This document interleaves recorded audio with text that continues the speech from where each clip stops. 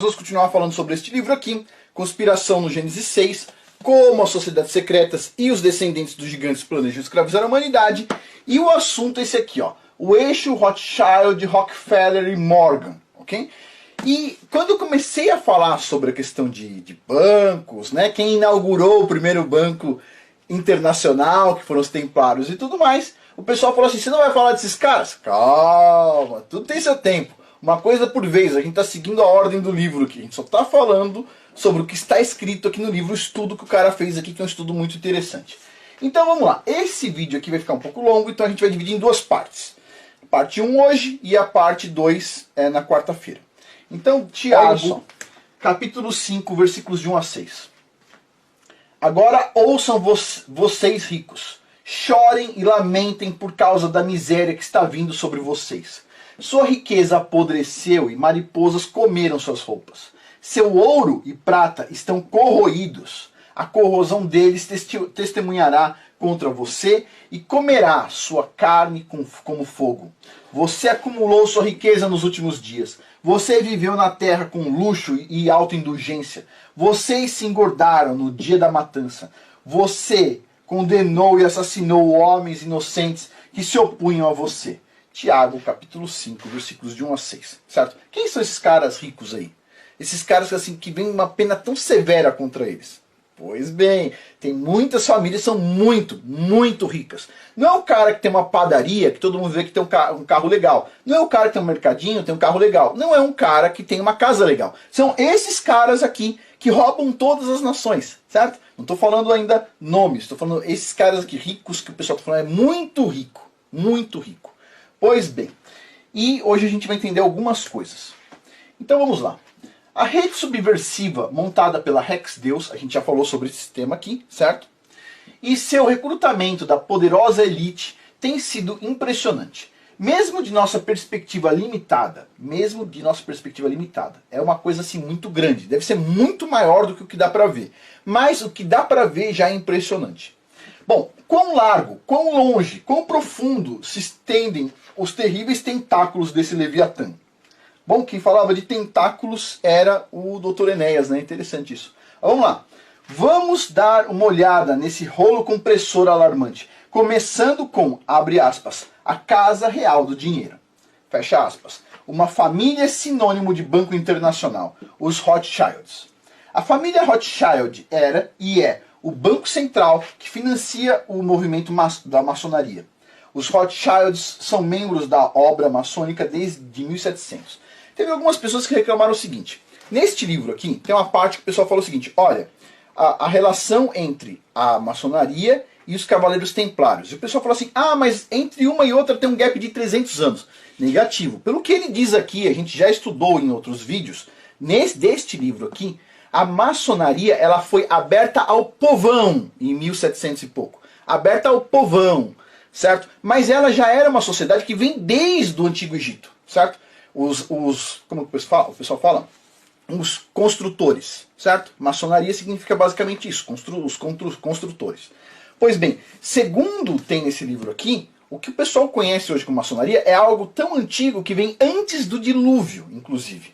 É por isso que o livro fala assim, ó, como as sociedades secretas e os descendentes dos gigantes planejam escravizar a humanidade.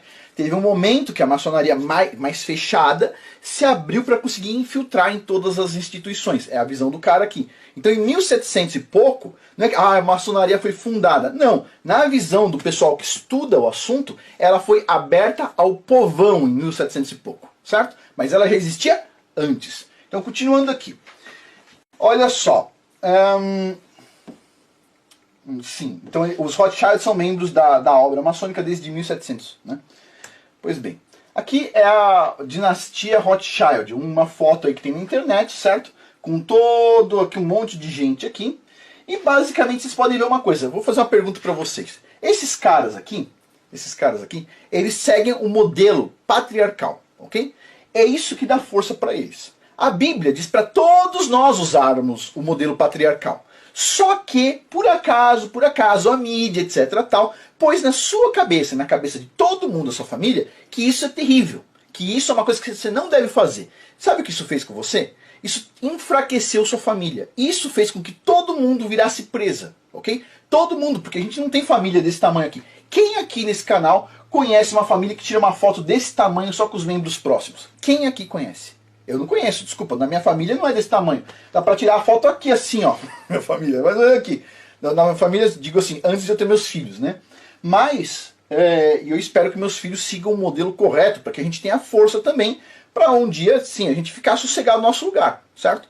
Agora, esses caras, eles têm força para o quê? Para conquistar o mundo, basicamente. Eles seguem um modelo patriarcal. Um modelo que sempre se mostrou positivo. Sabe quantos aqui não tem sucesso? Sabe quantos? Adivinha? Entre 0 e nada. Quantos aqui não tem sucesso? Ah, porque o patriarca está ensinando o outro, que está ensinando o outro, que está ensinando o outro, que está ensinando o outro. Todo mundo aqui tem conhecimento, certo? Todo mundo aqui tem, nesse aqui tem força. Estou falando que isso é bom pra gente? Não, estou dizendo que você deveria estar no mesmo modelo. Se todos os patriarcas estivessem no mesmo modelo e todo mundo soubesse obedecer o patriarca-chefe, no caso, por exemplo, uma família tem um patriarca-chefe, certo? Os outros todos, homens, o patriarca falou, abaixa a orelha e faz, entendeu? É assim que funciona. Com eles funciona bem, mas não. Cada hominho quer ter... Não, eu mando aqui, o outro manda, o outro manda. Toda a família tem que ter um patriarca, o chefão. E o chefão vai passar esse patriarcado para frente. Sempre vai ter um cara para todo mundo obedecer, homem e mulher. Ah, mas o patriarcado, as mulheres têm que obedecer. Mulher e homem têm que obedecer um cara, o patriarca da família, certo? Mas as pessoas não gostam do patriarcado, porque pensa que não me dá liberdade. Agora aproveita a liberdade. Nossa, o governo te dá liberdade pra caramba. Vai numa pracinha aí, quando os caras dizem que não pode, você vai tomar porrete na cara.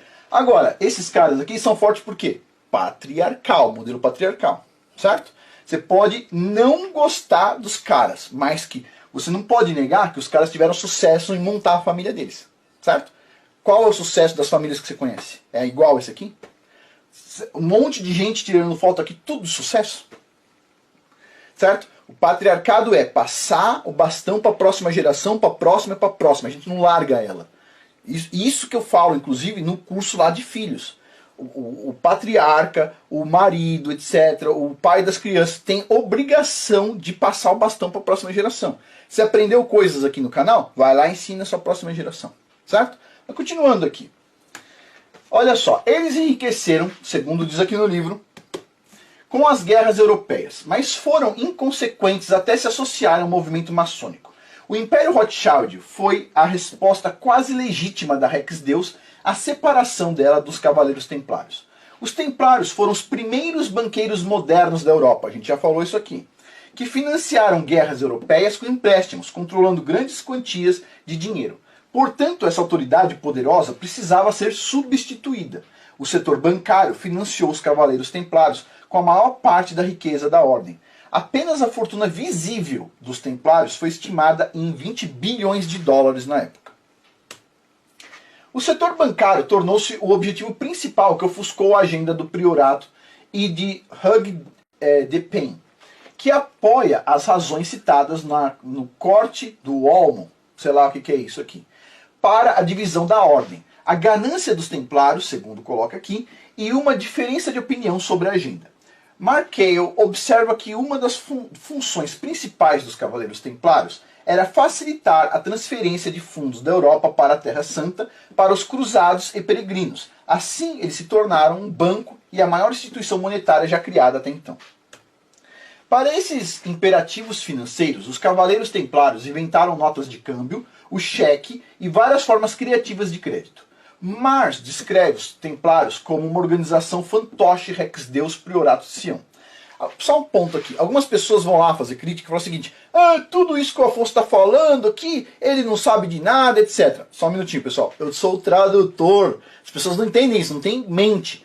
Se alguém quer falar que alguém está errado, vem aqui ó, e fala aqui cadê o cara aqui? Ó, o Mars, tem a referência dele do Mars aqui no livro. O sobrenome do cara é Mars, pega a referência do cara e refuta o cara, não eu. Eu só estou traduzindo aqui, certo? O máximo que alguém pode reclamar do que eu estou falando é algum erro de tradução. Estou pegando o que está escrito no livro e estou passando para vocês. Mas as pessoas vêm falando, o Afonso sabe o que está falando. Se alguém não sabe o que está falando, é o Mars, certo? O fulano aqui. Porque tudo que está escrito nesse livro aqui é cheio de referência. Um monte de livro, um monte de artigo, um monte de não sei o que, pergaminhos, etc. Tá tudo aqui em referência, certo? Então o que eu estou falando aqui, pessoal, não sou eu que estou falando, estou falando do que está escrito no livro e eu ponho meus comentários às vezes. Mas vamos continuar aqui, só estou explicando isso para o pessoal que não entende exatamente o que eu estou fazendo, né? O livro está aqui, ó.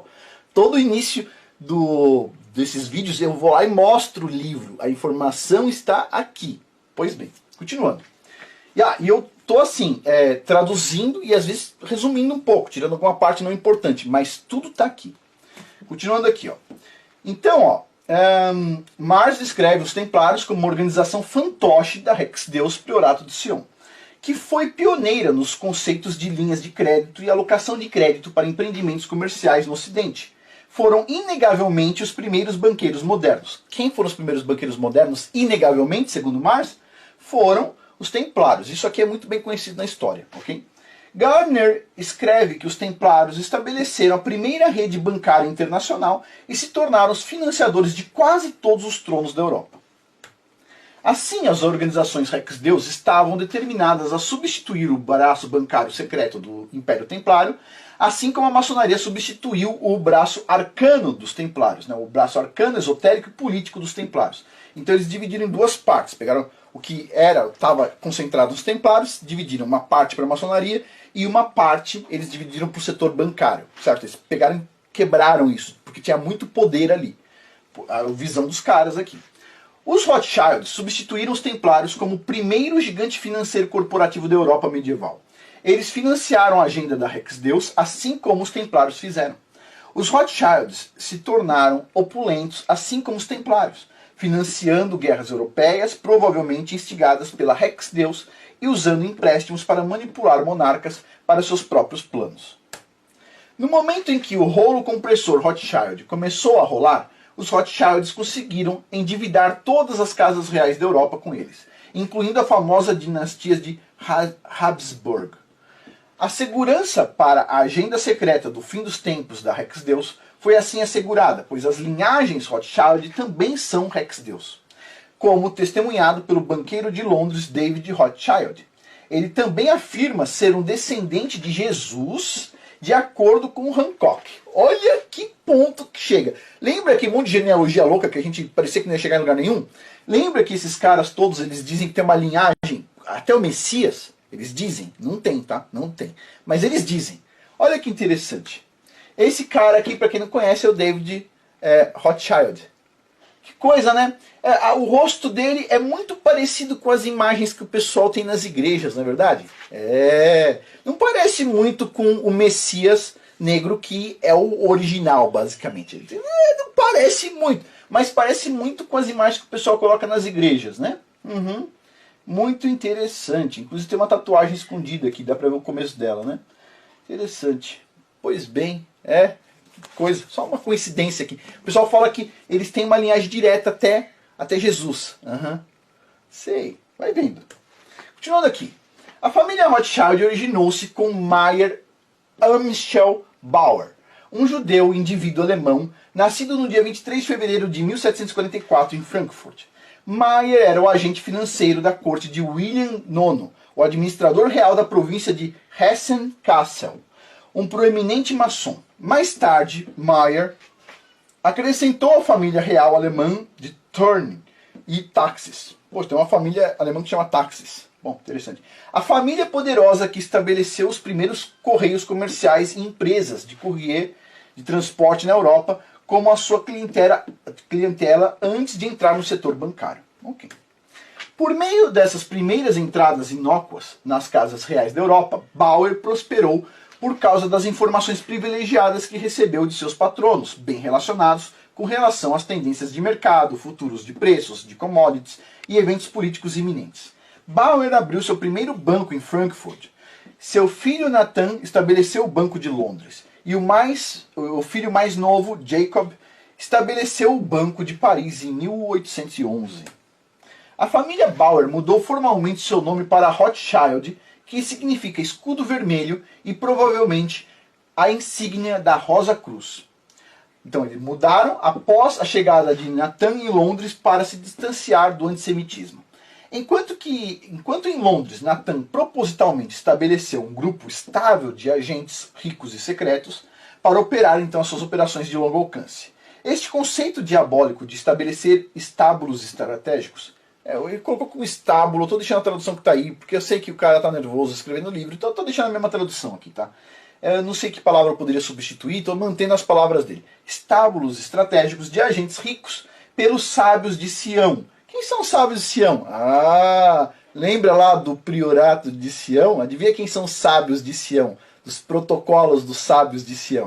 O pessoal pensa que é o pessoal lá, vamos dizer assim, todos os judeus têm a ver com isso. Isso aqui tem a ver com o priorato de Sião, né? Pois bem, se alguém quiser discutir, pessoal, o assunto, não adianta falar que eu não sei. Fala que o livro não sabe, ok? Discute aqui. Discute com as referências que o cara usa. Mas vamos lá. Então, os agentes ricos dos sábios de Sião têm muitos tentáculos ocultos em todos os aspectos da vida. Okay. A maçonaria atua para garantir que todos os governos atuem como fantoches para instalar seus planos secretos, nomeando apenas bolsistas para as agências e departamentos governamentais. Isso inclui presidentes. Segundo ele coloca aqui, eles chantageiam implacavelmente todos aqueles que não respondem como fantoche. A maçonaria garante ainda que seus agentes controlem todas as agências policiais do mundo. Outros agentes utilizam liberalismo, liberdade e fraternidade secretas para chegar à sociedade. Eles degradam diligentemente a sociedade com doutrinas degeneradas, várias imoralidades, álcool e outros vícios. As operações de longo alcance começaram com as alianças estratégicas com as famílias influentes que existiam até hoje. Em 1814, os Rothschild estabeleceram laços comerciais formativos com os Warburgs de Hamburgo, Alemanha. Em 1785, eles estabeleceram laços estreitos com a família Schiff. Jacob Henry Schiff imigrou para a América em 1865, juntando-se à empresa de investimento de Abraham Kahn. Jacob casou-se com a filha de Solomon Loeb, chefe da Kahn Loeb Company, em Nova York, em 1875. Jacob Schiff foi promovido a chefe da Kahn Loeb em 1885 com a morte de Solomon Loeb. Solomon Loeb e Abraham Kahn se casaram com as irmãs um do outro. Veja bem, vamos lá. O casamento, ele serve para algumas coisas, certo? Acho que as pessoas, elas têm um problema com isso. Uma hora eu vou explicar lá no canal Casamento de Verdade, aqui no YouTube. Quem não conhece, vai lá e conhece o canal Casamento de Verdade. Pois bem, as pessoas pensam, pessoal. As pessoas pensam. É uma estupidez sem tamanho. As pessoas pensam que casamento é para você ser feliz, pô. E aí, quando a pessoa fica infeliz, ela vai lá e se separa. Mas, se ela quer ser feliz, ela vai procurar qualquer outra coisa sem ser casamento, ok? Casamento é para constituir família. Ponto, ok? Se você constitui uma boa família, tudo bem, vai deixar a próxima geração bem, o seu casamento foi bem sucedido, independente se você teve altos e baixos, ok? O casamento é para constituir, manter famílias. Ele não serve para você pensar que está no Play Center. Eu vou casar e vai ser como que nem no Play Center, eu vou todo dia, só vou rir, só vou não sei o quê. Pessoal, desculpa, tem problema financeiro, tem problema de ideias, tem divergências, tem as crianças gritando, tem um monte de coisa. Casamento é constituição de família, ponto. E quando você está falando de constituição de família, você tem que ser uma pessoa que vai, tipo assim, usa a cabeça de cima para montar o casamento, não é de baixo. A de baixo não é para montar casamento, é só para ter pimba-pimba, ok? Pois bem, esses caras aqui, eles usaram muito bem a cabeça de cima na hora de montar os casamentos. Então o que acontece? A família deles cada vez ficou mais forte, porque tudo foi muito bem estruturado. São pessoas de confiança, eles criaram um link enorme de pessoas de confiança. Se a sua família é uma família bem forte, você vai ter um monte de gente de confiança, você pode ter algo grande. Agora, se você não consegue nem confiar na sua família, porque a sua família tem problema aqui, um é feminista, outro não sei o que, etc. Tal, se você não consegue confiar nem na sua família, que tipo de tamanho de negócio você consegue fazer? Pequeno, certo? Os caras conseguem fazer grandes coisas porque eles montaram famílias de confiáveis, certo? Eles usaram isso aqui, ó, a cabeça. Pois bem, então, ou seja, casamento tem a ver com criação de família, não tem nada a ver com vou ser feliz. Sério, as pessoas se divorciam hoje, pessoal, porque pensa que casamento, o objetivo final é ser feliz.